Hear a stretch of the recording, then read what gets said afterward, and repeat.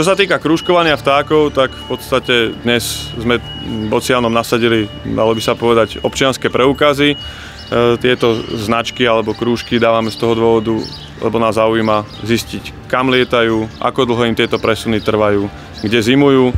Bocian biely je takisto zaujímavý z hľadiska klimatickej zmeny, keďže už dnes vieme, že tie migračné trasy sa skracujú. Čím ďalej, tým viacej bocianov napríklad ustáva zimovať v Európe. No a v neposlednom rade, alebo to najzaujímavejšie aj z môjho pohľadu, je zistiť, kde tieto mláďatá o 3-4 roky začnú hniezdiť.